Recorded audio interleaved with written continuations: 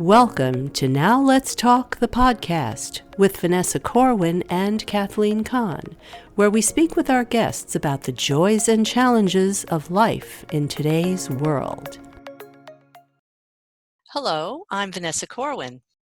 And I'm Kathleen Kahn. There's a lot of information out there about healthy eating, which can be intimidating and confusing. Today's guests will give us advice that fits into real life because eating well should not be complicated. With us today are Nicole Roach, lead dietitian and certified diabetic educator, and Molly O'Driscoll, registered dietitian, both at New York City's Lenox Hill Hospital. Welcome, ladies. Thanks so much for joining us. Yeah, hi. Thank you for having us. We're excited to be here. So let's just dive right in. We hear the phrase healthy eating. So what does that really mean?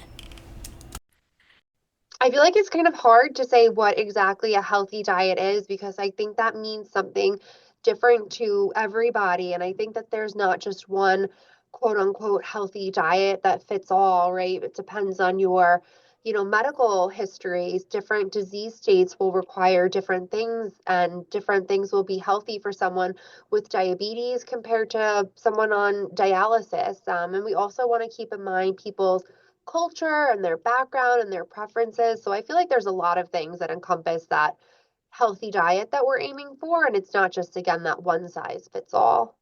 And I think if we do want to dive into what is healthy eating, we could definitely talk about it from a general perspective, where we're just talking about the general, like, say, healthy average American. We can certainly dive into what does a healthy diet look like for that person. Well, that sounds good. So we hear a lot about the benefits of plant-based diet. So can you explain why it's good for us? Yeah, there's actually so many benefits of plant-based eating. Plant-based foods, they have benefits for our heart, on our cholesterol, lots of proven benefits for people with diabetes in regards to blood sugar control. A lot of times plant-based foods are not as processed. There's more fresh, more natural. A plant-based eating pattern is one that really focuses on foods primarily from plants, right? It's in the name. So this includes not only fruits and vegetables, but also things like nuts and seeds, whole grains. So think of brown rice, whole wheat bread, quinoa and such. And then legumes and beans, all that sort of good stuff. And so it doesn't necessarily mean it can mean that you're completely plant-based, so somebody who's vegan would not consume any animal products, but it also can be more liberal depending on what you want. Some people, will consume eggs. Some people go for a more vegetarian style. They'll eat everything but meat, so they'll have fish, eggs, milk, and some people just abstain from meat. So it can be various things. It just focuses on your diet being heavily of plants. So how about organic food? What is it and how does it differ from non-organic food? Well, organic food essentially means that food has been grown or farmed without certain like pesticides or potentially been impacted by genetically modified organisms, when you think of like cow farming, antibiotics or hormones are often used to kind of help, fatten up the cows and get more meat. So when you think of organic farming, it's kind of free from all those artificial food additives. And they may use more natural productions. So like Like what? for example, maybe they use no tilling, or they kind of use crop rotation as well to kind of naturally help grow food without those chemicals or pesticides. And usually those pesticides are to help with like pest control or to help like them grow bigger and better. When we genetically modify organisms, it's maybe to make them more drought resistant. So sometimes, I don't necessarily think GMOs are always bad, right? They can be really great. Parts of the world use now like genetically modified rice to be drought resistant, and so that really helps those communities get food. So I think it can be beneficial and used in the right way. And Nicole, please jump in. Yeah, I kind of agree with Molly. I don't necessarily always think that buying organic food is going to be the end all be all. Sometimes I think that people learn about organic foods and they kind of think that they're superfoods and that's what's going to help cure them of certain diseases or prevent certain diseases. And while there's definitely benefits to them, for example, in regards to produce, sometimes organic produce, they will just give you more antioxidants just from being exposed to less chemicals, which is great. But again, sometimes these products are a little bit more costly, which is not always feasible for someone. But again, it doesn't mean that someone who has to eat something that's canned or something that's not organic, it doesn't mean that their choices are poor choices. Again, it might just be what fits into their diet and into their budget. So again, not always the optimal choice for other reasons. So ladies, what I'm getting from you is there's no clear benefit one way or the other of organic versus non-organic. Would that be a fair statement? Yes, definitely. And I think certainly it also depends on how people feel and their budget and stuff. I think seconding Nicole, if you can just get your fruits and vegetables, either way, I think that's going to be wonderful for your health. Molly, we are often told to avoid processed foods. Then I read that there are different degrees of processed foods. Can you explain that to the listening audience? When we think of unprocessed foods, that would be foods in their natural state that really haven't undergone any changes. So think about, blueberries, just picked from the stem, right? That would be really unprocessed in its natural state. But you take blueberry jam, and right, that blueberry is taken from its natural state. It has maybe added sugar in it. Potentially, if it's not a all natural one, it has preservatives in it. Sometimes they can even throw in dyes to make it more visually appealing and colorful. So then the more things you add and change it, it becomes more processed. So, think of blueberries in their raw state, unprocessed, even if you cook them down, or bake them, they would or wash them and freeze them, that would be minimally processing them. Sometimes we buy frozen berries, which aren't bad, because often they're picked at their peak and just frozen, and they're still nutritionally really valuable. But then once you continue to break them down, say turn them into jam. Sorry, this is the example that I'm just using. And you add more to it can take away and strip nutrients from it, and also can add other things like say you add tons of added sugar and such. So that would be kind of something that then becomes very processed. Well, are there any processed foods, since we're surrounded by them when we go shopping, are there any that are good for us or not as bad? According to the USDA, a processed food is any raw agricultural commodity that has gone through any sort of processing to alter it from its natural state. So getting to your most processed item would be something we would call ultra processed. And I think both unprocessed, I guess all of it, minimally processed and ultra processed, can be all a part of a healthy diet. Especially depends on like the person, but some people rely on ultra processed foods for their only means of nutrition. So I think depending on your situation, all different levels can be part of a healthy diet. And why maybe sometimes we focus on minimally processed to unprocessed foods would because, right, we don't have all of those maybe additives. You're taking that broccoli or blueberry, and even if it's just cut up or frozen or canned, it's still nutritionally all there. Fresh broccoli that's steamed has lots of fiber. If you break it down and you make it ultra processed and maybe put it in a frozen meal with lots of additives, it could potentially lose some of its value. Right. And like Now- Molly was saying, unfortunately, there are some people who are totally dependent on these more processed items. Again, they do tend to be cheaper, but there are ways that we can work around to kind of help fit those into a diet, as Molly was touching on. So, for example, canned food is considered to be processed. It can be on the shelf for a really long period of time because there is extra salt added to it, there's extra preservatives added. When we buy something in a can, we could always look for cans that are lower in salt. So that can kind of help decrease the salt content, making it a healthier option. If we buy something that's in a can, maybe for example, black beans, we could then dump it into a pasta strainer and rinse it with water to kind of help rinse off some of the salt, some of the additives.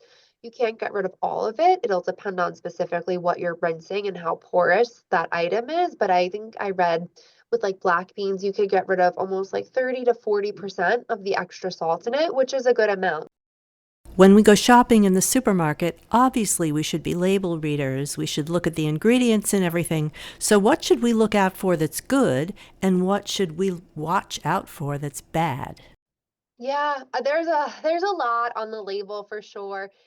I personally get a lot of questions asked about the percentages that are on the right side of the food label. So I always like to touch upon that. That speaks to the percent daily value, and that's based off of a 2,000 calorie diet. So when you're looking at that, it's giving you how much percent of that item is coming from what you're eating and how that fits into 2,000 calories. And I like to look in that area or teach my patients and my clients to look over there because I feel like it's kind of a foolproof method. What might be considered quote unquote good or bad, that will definitely vary. While as the percent daily value, that's kind of a standard rule across the board. So anytime we see something with a percent daily value that's 20 or more, we would consider that item to be high in that nutrient.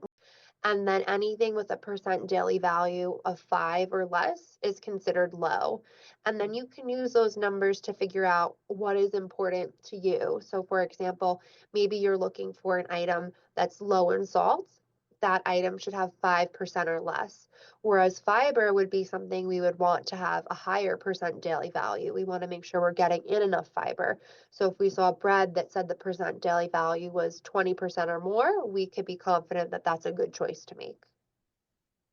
So that's where I like to start. What about you, Molly? Where's your favorite part on the food label to look at? One thing when you're looking at a label is, always looking at the serving size, really whatever you need. If you're watching your calorie intake, oh, this has this many calories, that's helpful to know. I'm somebody who likes to eat 3 meals a day. I need like about 2,000 calories. So, I like my meals to be like around 500 or more, and then I have snacks in between. So, right, that kind of works for me. So you can kind of then look at calories and then again, all those other nutrients based on what you need. Like if you're somebody with high blood pressure, like Nicole was talking about, you'd probably want to be looking at sodium. And then back to what you were saying about watching the serving size. I mean, I could, if I buy potato chips, let's say, I could easily eat the whole bag. But when you look at the serving size, it says like 2 potato chips, which is like totally unrealistic. You know what I mean? So, having this knowledge, it's really good, but you have to really at least I have to police myself on this. For sure. We all it's those nutrition facts can really be a good tool, and also to helping you create balanced snacks, but also enjoy what you like. You can definitely still enjoy what you love all the time and be mindful of serving sizes and still nourish your body. Right. I have been known, because I love ice cream, to buy a pint of Haagen-Dazs, take 2 scoops, and then melt it down in the water in the sink so I don't eat it. So I find I have to force myself to make it unedible after I get my little fix. One of the things that Vanessa and I do a lot, and I don't really shop a lot, but this is going to help me to shop, but we go out a lot to eat in restaurants. And unless you go to a vegan restaurant or someplace that they say we specialize in plant-based foods, what's the alternative?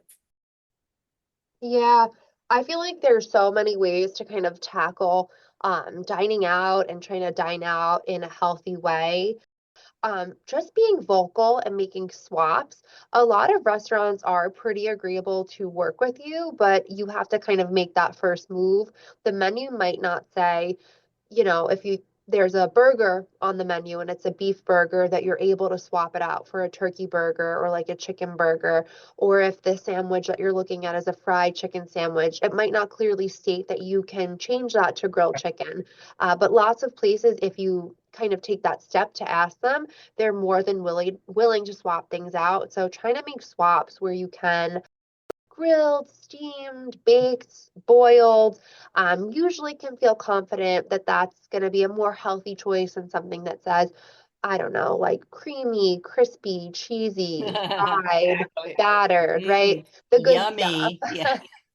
But of course, you still want to enjoy those things, right? Because sometimes when we're dining out, it's a special occasion, or we just want to enjoy the weekend, right? So on those times when you want maybe the creamy, crispy, cheesy, battered item, you could always share with whoever you're dining with. So there's definitely, some good things to do while dining out to still enjoy the food, but kind of honor your body and try to be a little bit more healthier. Yeah, I completely agree with everything Nicole said. You definitely want to enjoy yourself, right? Everything in moderation. It's nutrition is not always about just the one meal you're having. It's about the long run and your whole diet. They always say like a good rule of thumb is like making 1/4 to a half of your plate veggies. So getting a salad or something. And then like always, you can always make like a fourth of your plate whole grains as well, or any type of starch and carb. And that way you're kind of hitting all of those food groups, and really just fueling yourself. Having that balanced meal is going to fuel you and make you feel your best. Yeah, So, and sometimes too, planning ahead is really helpful. I mean, I know before I go out to eat, I study the menu. I want to know all the options, just because I love food. I want to know what they have. But for someone who's looking to kind of eat healthy, sometimes studying the menu ahead of time and knowing the options available to you, it just makes things easier when you're ordering in the restaurant. You might feel a little less pressure to have to quickly find that healthy option. And I've even had some clients I work with tell me that they like to, if they're dining out with friends or with family, if they're really dead set on trying to order that healthy option at the restaurant, they'll order their meal first. That way, once their friends and family are ordering, they don't become tempted to maybe swap for that less healthy option. So again, it just kind of depends on what you're in the mood for, what your goal out of that meal is, because like Molly was saying, we want to enjoy the food. now, speaking of eating out And and enjoying. celebrating, what about alcohol? Now, we hear a lot of conflicting information about alcohol. And for those of us who enjoy a nice glass of wine with our meal, what are your thoughts on that? And is it true that red wine is better than white wine? I think it still stands true. What's in the grapes? Resveratrol? I think so, yeah. I think the reason why we consider wine to be a healthy alcoholic drink is that wine is made from grapes, and grapes are high in antioxidants. So one of them is resveratrol. They're really high in antioxidants or polyphenols, which is kind of a bigger word. But basically what that is it's a plant chemical that's really good for us, and they can act as antioxidants, which are really good for just helping our cells fight disease. And so those benefits in the red wine from the grapes can be beneficial to us. Well, I know there's studies that say that, yeah, like drinking red wine in moderation can be really healthy because of these nutritional compounds in it.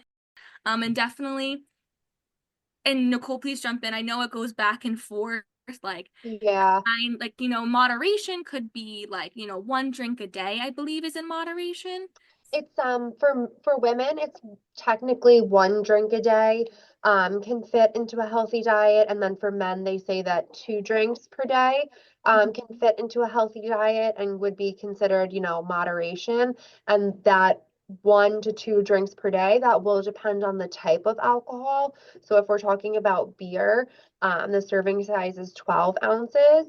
If we're talking about our red wine, like we are, the serving size is 5 ounces. And then if we're talking about liquor, the serving size is 1.5 ounce. So just like with the food label, serving size definitely matters. I think like Molly's saying, moderation is usually key to everything. I feel like sometimes people want like this magic answer from dietitians, and our favorite word is moderation. But specifically with alcohol, I really feel like it depends on your cardiologist if you're looking for these heart benefits from it. So always just talking to your provider and getting their opinion on those sorts of things. And then if you have someone who's interested in weight loss, alcohol can sometimes give you what we call empty calories, meaning it's just really giving calories without any vitamins, any minerals, not too many other benefits. So how about white wine? Same story? So I don't believe that the white wine has the resveratrol, which is specifically in the red wine. I believe that's why there's that red color of the wine. I do believe it has to do with coming from the red grapes. Molly, is that your understanding as well? Yeah, I think what normally happens with red wine is that, yeah, it has like that skin fermented with it in the red grapes. That maybe the white wine may not have that additional skin in the fermentation. I know as dietitians, we like skins and stuff because there's so much fiber and nutrients in them. So I think in that capacity, yes, like the red wine may have like a little bit more nutrients in it, but I'm pretty sure the nutritional content of both are like very, very similar. Yeah, and definitely too, the serving size is still the same. So now what about when we're cooking at home? Um, what are some good cooking methods that we should use, and what are some examples of some healthy swaps that we might want to make? Like, uh, let's say we want potatoes, but we're like, no, we don't want to eat potatoes. Is But there some? is it true that a baked potato is good? A baked potato, yeah, a baked potato, has lots of potassium in it. It has vitamins and minerals, antioxidants, even fiber when you keep on the skin. So of course, yeah, it falls into that starch kind of category, right? It's a carbohydrate. So like I said, carbohydrates are super important. A part of a healthy diet, part of a balanced meal, are they're our brain's preferred fuel source. So definitely potatoes are good. And I guess a tip I would have for if you want to cook, if you want to bake potato tonight or roasted potatoes, again, making it balanced. So add a protein, add a lean source of protein, and add like, vegetables, salad, maybe some roasted or steamed broccoli. I guess this is where it varies on what your preferences are. Definitely, if you're going to cook it, you could steam it, you could add some heart healthy unsaturated oils to it, like cooking it with olive oil. So that's kind of in a nutshell what you could do with a potato and how to balance that meal out.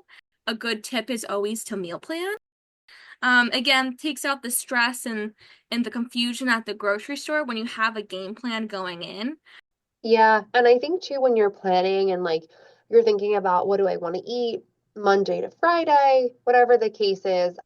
For me personally, I find it easier to have like a couple staple items that I'm shopping for. So rather than having a really different and unique meal every single night during the week, I'll have a couple of things that I use for several different meals, whether it be the protein is the same, it's going to be a staple of chicken for the week, and I'm just preparing it differently. Or maybe I want to use my vegetables coming from broccoli and spinach, and that's going to be my staple. So sometimes the less items you have, the less overwhelming it can feel. So that could be a good thing to think about too when you're making your shopping list. How about pasta? Is that a good carb for us, or should we be only eating like whole wheat pasta? Carbs in general, whether we're talking about bread or pasta or rice, I think they just get a bad name for whatever reason. I feel like, I don't know, does it go back to the 90s when everyone wanted to be on Atkins and wanted to be carb free? But like Molly said, they give you so much good fuel, not only for your brain, but for your body. If we're not getting in enough carbohydrates and we're working out, we might have less efficient workouts. So we definitely want to get our carbs in. Um, Ideally choosing, a whole wheat product, so like whole wheat pasta over a plain white pasta. It would be more beneficial. It does have more fiber in it, so that would be a good swap to make. Doesn't necessarily mean that you can't have the white pasta or like white bread, white rice. The recommendation is if you're somebody without diabetes, at least half of the time during the week, trying to make your carbohydrates coming from those grains whole wheat. So, if you're someone who is willing to eat whole wheat bread, but maybe not whole wheat pasta, maybe your half of your whole wheat can come from the bread and not necessarily the pasta. And if that's the case too, maybe just trying to be extra mindful of our portion size. I think a lot of times too, carbs get a bad name because we tend to load them up on the plate. They say about like 45 to 65% of our total daily calories should come from carbohydrates. So think about that, like about half or a little bit more. So they are an important and integral part of a healthy diet. Yeah, and even so, I think sometimes people forget that there's carbs in fruit. So all fruits are carbs. Vegetables, yeah. Yeah, Yeah. even starchy veggies, right? True. Beans. So many things count as carbs that we Milk. probably don't realize. Yeah. So carbs are kind of maligned a lot. Yeah, but they are, as you had just said, they're really good for you, and we should not ignore them. So some people like get really obsessed with eating healthy, right? So how can we just sort of get a clear mind about that? Just set ourselves, in a realistic mode. I mean, I think a lot of the obsession with, eating healthy comes from the weight loss culture and that idea that, we want to lose weight and that we were taught that, being thin is so good for us. I think that if we kind of remove that from the idea of eating healthy, that we might not feel as obsessed with it. Yeah, I agree as well. You can definitely be healthy at all different sizes. And I think it's just really important to kind of, like Nicole said, have that perspective. Another thing is too is just listening to your body and what you want as well, mindfully eating, listening to your hunger cues, right? That's always super important as well. Yeah, and if you want to make changes to your diet, you don't have to do it overnight. Like Nicole said, it's about Yeah. that longevity, small steps and goals. You don't need to change it overnight and then, beat yourself down about not maybe then Yes. obtaining those goals, right? So it's all about creating small, sustainable goals to make those long sustaining habits as well. So yeah, this is great. This is great advice and great information, ladies. Last but not least, can you suggest some resources that our listeners can go to for more information and maybe some recipe ideas, stuff like that? Yeah, I mean, I personally love to refer people to the American Heart Association website and the American Diabetes Association website. Whether you have heart disease or have diabetes, I just think that these websites are great sources for nutrition information and recipes, just because both of those specific diets, they have different aspects of just like a generally healthy diet. So I think that those are great places to look. And specifically for heart health, I also really enjoy the Mrs. Dash website.